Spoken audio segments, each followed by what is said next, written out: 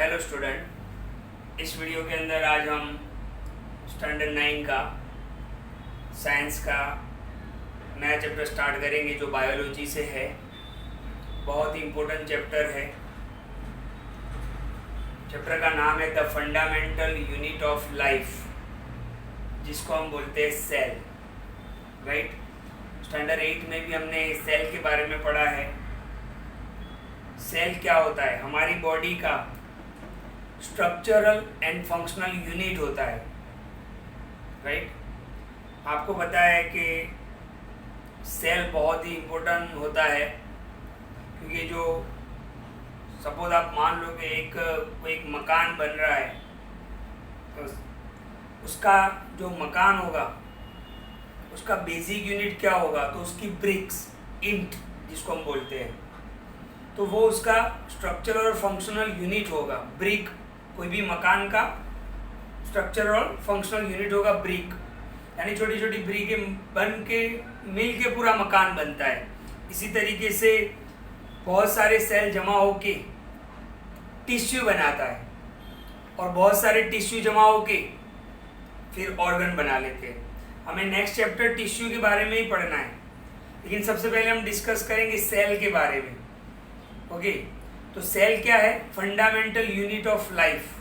किसी ने आपको पूछ लिया कि व्हाट इज कॉल्ड सेल, तो आप डेफिनेशन में क्या बताओगे? ये the cell is structural and functional unit of body. Okay, is called cell. तो ध्यान से देखो, ये सेल को सबसे पहले एग्जामिन किसने किया? तो रॉबर्ट हुक ने 1665 के अंदर एग्जामिन किया। उसने एक पेड़ की छाल को लिया, जिसको हम कॉर्क बोलेंगे, पतली सी एक पेड़ की छाल को लिया और उसको सेल्फ डिजाइंड माइक्रोस्कोप से देखा। राइट, नॉन लिविंग मैटर, यानी पेड़ की छाल जो उसको हम नॉन लिविंग मैटर बोलेंगे। वैसे पूरा प्लांट जो होता है वो लिविंग होता है। तो कॉर्क यानी पेड़ की छाल की एक पतली सी उसने स्लाइस ली और उसको सेल्फ डिजाइंड माइक्रोस्कोप में देखा। ओके, उस टाइम एडवांस टेक्नोलॉजी से बने हुए माइक्रोस्कोप नहीं थे, सेल्फ डिजाइंड माइक्रोस्कोप था जो लकड़ी का बना हुआ था। ओके, तो उसने अंदर क्या देखा? तो जब भी उसने अंदर देखा तो उसको हनी कॉम्ब लाइक एक स्ट्रक्चर नजर आया, है ना? आपने देखा होगा हनी कॉम्ब, मधुमक्खी का जो छत्ता होता है। ओके, आपने देखा होगा वो इस टाइप का होता है, उसमें बहुत सारे ऐसे कंपार्टमेंट होते हैं। राइट, मैनी लिटल कंपार्टमेंट, उसमें बहुत सारे कंपार्टमेंट नजर आए उसको, जिसको उसने क्या नाम दिया? Cell. Cell actually Latin word है। कौन सी लैंग्वेज का वर्ड है? लैटिन वर्ड है, जिसका मतलब होता है अ लिटल रूम, छोटे छोटे रूम। राइट, तो सबसे पहले सेल को एग्जामिन करने वाला कौन था? Robert Hooke. किससे देखा उसने? सेल्फ डिजाइंड माइक्रोस्कोप से देखा। और किस में देखा? तो एक थीन स्लाइस ऑफ कॉर्क, पतली सी एक परत ली थी उसने छाल की, पेड़ की जो छाल होती है उसमें उसने देखा। उसको हनीकॉम्ब जैसा स्ट्रक्चर दिखा जिसमें बहुत सारे कंपार्टमेंट्स थे, उसको उसने सेल नाम दिया। सेल एक लैटिन वर्ड है जिसका मतलब होता है अ लिटिल रूम। और भी एक चीज आपको बताऊं मैं, एक और साइंटिस्ट था ल्यूवेनहॉक। उसने फ्री लिविंग सेल्स, बस ये खाली आपकी नॉलेज के लिए लिखा है मैंने। तो उसने फ्री लिविंग सेल को सबसे पहले एग्जामिन किया था, और सेल का नाम देने वाला कौन था? रॉबर्ट हुक था। राइट, ऑल लिविंग थिंग्स, जिसमें प्लांट्स भी आ गए, ह्यूमन भी आ गए, सारे आ गए, ये सेल से बने होते हैं। और सेल क्या होता है? बेसिक यूनिट होता है लाइफ का। ओके, तो ये सेल के बारे में कुछ इंट्रोडक्शन हुआ कि who discovered cell and how. तो आप ऐसे लिख सकते हो जो मैंने आपको बताया। अच्छा, आपकी टेक्स्ट बुक के अंदर एक एक्टिविटी दिया हुआ है कि स्लाइड कैसे बनाते हैं। तो यहाँ पर मैंने बताया है आपको सेल ऑफ ओनियन और प्लांट पील। ओनियन है ना, हम खाते हैं जनरली, किचन में सबसे ज़्यादा यूज होने वाला है ओनियन। अब ओनियन का जो उसके सेल कैसे होते हैं, तो एक ग्लास होता है, छोटा सा स्लाइड होता है, हम क्या करेंगे ओनियन के ऊपर से एक पतली सी परत निकाल लेंगे और इसको इस ग्लास पे कट करके ऐसे रख देंगे और इसके ऊपर कोई कलर यानी सेफ्रन जैसे कोई कलर आप उसमें लगा सकते हो, क्योंकि ओनियन का जो ओनियन की जो पतली लेयर होती है बिल्कुल व्हाइट कलर की होती है। आप डायरेक्ट देखने जाओगे माइक्रोस्कोप में तो आपको कुछ नहीं दिखेगा। इससे बेटर है कि यहाँ पे कोई आप कलर ऐड कर दो ताकि वो आपको आसानी से दिख सके। तो जब आप ओनियन की पील को, ओनियन की परत को, पतली सी परत होती है, उसको आप माइक्रोस्कोप में देखोगे तो वो कुछ इस टाइप दिखेगा आपको, राइट।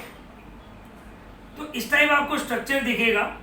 इसमें आप देख सकते हो कि ये जो देख रहे हो वो सिंगल सेल है, फिर ये एक और सिंगल सेल है, फिर ये एक और सिंगल सेल है, यानी बहुत सारे सेल से बना हुआ है, राइट। इसके एग्जैक्ट बीच में जो आप डॉट देखते हो that is nucleus, the centre of the cell. कोई भी सेल होगा तो उसका सेंटर पॉइंट होगा, दैट इज न्यूक्लियस, ओके।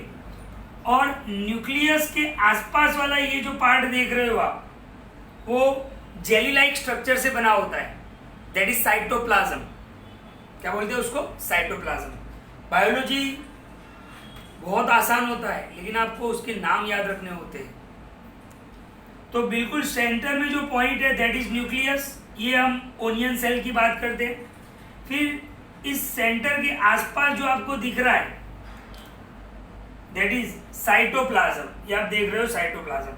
और ये जो बाउंड्री आप देख रहे हो, कोई भी सेल का एक बाउंड्री होगा, that is plasma membrane, that is plasma membrane, या तो उसको हम सेल मेम्ब्रेन भी बोलते हैं। मेम्ब्रेन यानी दीवार, सेल की दीवार।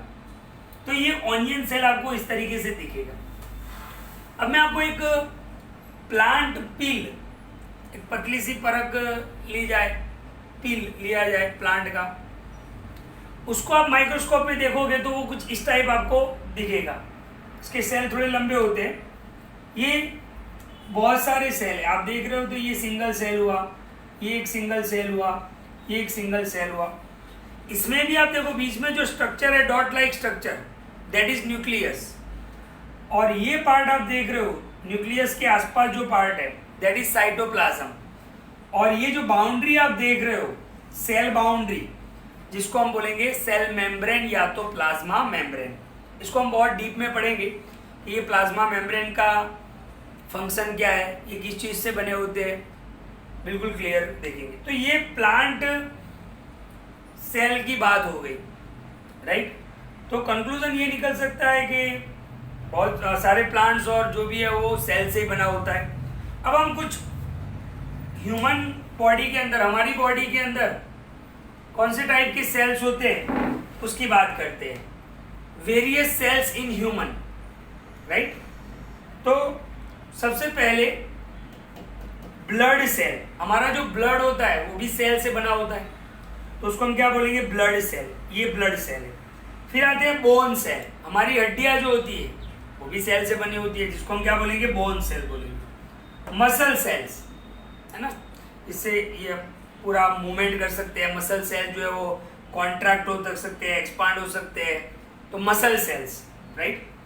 फिर ओवम, स्टैंडर्ड 8 में हमने पढ़ा है, ये फीमेल रिप्रोडक्टिव सेल्स होता है, फीमेल के अंदर होता है ओवम, जिसके अंदर बहुत सारे ओवा होते हैं, हमने पढ़ा था 8 के अंदर, आपको याद होगा।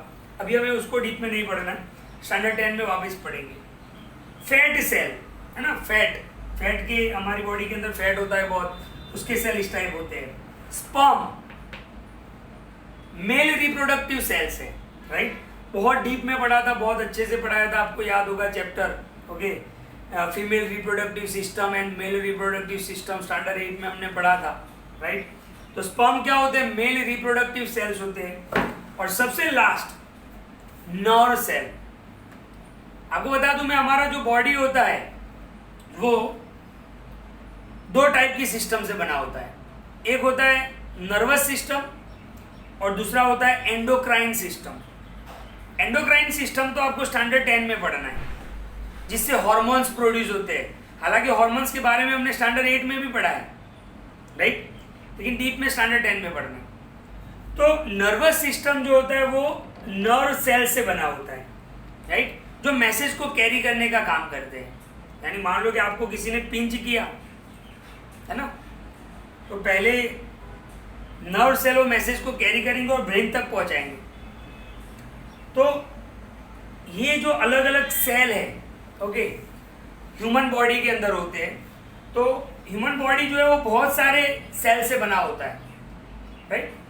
तो ये चैप्टर का बेसिक था, चैप्टर का इंट्रोडक्शन है। इस वीडियो को आप ध्यान से देखें तो आपको समझ में आएगा। अब सेल्स के नंबर पर से इसके 2 टाइप होते हैं।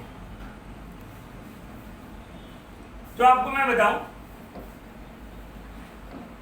एक होता है unicellular organism, types of organism, unicellular, और दूसरा होता है multi cellular. Types of organisms on the basis of number. Unicellular किसको बोलेंगे? जिसकी पूरी बॉडी के अंदर सिंगल सेल होगा, एक ही सेल होगा, उस टाइप के जो ऑर्गेनिजम्स है उसको हम बोलेंगे यूनिसेल्युलर ऑर्गेनिज्म। तो वो कौन कौन से हैं? जैसे amoeba, paramecium and bacteria. Okay, amoeba आपने देखा होगा इस टाइप का होता है, उसका कोई परफेक्ट शेप नहीं होता है, बीच में न्यूक्लियस होता है। तो ये सिंगल सेल से बने होते हैं, उनकी पूरी बॉडी के अंदर एक ही सेल होता है, तो उसको हम बोलेंगे यूनिसेल्युलर ऑर्गेनिज्म, यानी ऐसे ऑर्गेनिज्म जिनकी पूरी बॉडी के अंदर एक ही सेल होता है। अच्छा, अब जितने भी फंक्शन होंगे वो सिंगल सेल ही करेगा, यानी एसिमिलेशन फंक्शन है, एब्जॉर्प्शन है, डाइजेशन है, ये हम आगे स्टैंडर्ड 10 में हमें बहुत डीप में पढ़ना है। अभी आप इतना याद रखो कि यूनिसेल्युलर किसको बोलेंगे कि ऐसे ऑर्गेनिजम्स जो जिनकी बॉडी के अंदर एक ही सेल होता है, सारे फंक्शन वो अकेला एक ही सेल करेगा। और उसके एग्जांपल कौन से होते हैं? Amoeba, paramecium, bacteria. अच्छा, इनका जो लाइफ स्पैन होता है वो शॉर्ट होता है, लाइफ पीरियड होता है वो शॉर्ट होता है यूनिसेल्युलर ऑर्गेनिज्म में। अब हम बात करते हैं multi cellular. We are multi cellular, हमारी बॉडी के अंदर एक सेल नहीं है, नंबर ऑफ सेल है, अनकाउंटेबल है। ह्यूमन, एनिमल्स, ट्रीज, ये मल्टी सेल्युलर के एग्जाम्पल है। तो ऐसा ऑर्गेनिज्म जिसके अंदर बहुत सारे सेल होते हैं, मल्टी यानी बहुत, इसीलिए बोलते हैं मल्टी सेल्युलर ऑर्गेनिजम्स। एक सेल होगा उसको यूनिसेल्युलर, बहुत सारे सेल होंगे मल्टी सेल्युलर। मल्टी सेल्युलर के एग्जाम्पल कौन से हुए? ह्यूमन, ट्रीज, एनिमल्स, सारे हो गए। अच्छा, इनका जो लाइफ स्पैन होता है वो बहुत ही लंबा होता है, लॉन्ग होता है। और मैं आपको एक चीज और बताऊं, यहां पे क्या देखा आपने कि सारे फंक्शन एक ही सेल करता है। यहां पर हमारे अंदर अलग अलग फंक्शन करने के लिए अलग अलग सेल होते हैं, यानी different cells perform different function, that is multi cellular. तो ये वीडियो को आप ध्यान से देखो, बहुत ही इंपॉर्टेंट वीडियो है। अच्छा, कोई भी सेल होगा, एक और इंपॉर्टेंट पॉइंट हम डिस्कस कर लेते हैं यहां पर। कोई भी सेल होगा तो ये सेल के मेन 3 कंपोनेंट होते हैं, अभी हमने ऑलरेडी डिस्कस कर लिया है। तो 3 मेन कंपोनेंट ऑफ सेल, सबसे पहला होता है nucleus, then cytoplasm and plasma membrane. Plasma membrane जिसको हम क्या बोलते हैं? सेल मेम्ब्रेन भी बोलते हैं, राइट। तो कोई भी सेल होगा उसके 3 मेन कंपोनेंट होंगे, न्यूक्लियस, साइटोप्लाज्म और प्लाज्मा मेम्ब्रेन। ओके, आप देख सकते हो, मान लो कि ये कोई एक सेल है, मैं आपको नॉर्मल तरीके से बता रहा हूं। तो इसमें जो बिल्कुल सेंटर में है दैट इज न्यूक्लियस, और ये जो आप स्पेस देख रहे हो इसमें एक जेली लाइक स्ट्रक्चर होता है, दैट इज साइटोप्लाज्म। साइटोप्लाज्म एक जेली लाइक स्ट्रक्चर होता है, एक लिक्विड होता है। और ये जो बाउंड्री आप देख रहे हो किसी भी सेल की boundary, that is plasma membrane, उसको हम क्या बोलेंगे, सेल मेम्ब्रेन। फिर हम नेक्स्ट वीडियो के अंदर सब कुछ डिटेल्ड में डिस्कस करेंगे कि सेल के ऑर्गन कौन कौन से होते हैं, जैसे endoplasmic reticulum, Golgi apparatus, mitochondria. Okay, ये सेल के ऑर्गन्स होते हैं। जैसे हमारे ऑर्गन होते हैं ना, जैसे हमारे ऑर्गन कौन कौन से हैं, नोज है, ईयर्स है, आईज है, ये हमारे ऑर्गन है। इसी तरीके से सेल के भी ऑर्गन होते हैं। ओके, तो वो हम नेक्स्ट वीडियो के अंदर डिटेल के अंदर डिस्कस करेंगे। तो इस वीडियो को आप ध्यान से देखो, बहुत ही इंपॉर्टेंट चैप्टर है, बहुत ही इंटरेस्टिंग चैप्टर है, आपको मजा आएगा सीखने में। लेकिन जरूरी है आप वीडियो को 2-3 बार ध्यान से देखो और सारी चीजें क्लियर करो। Thank you.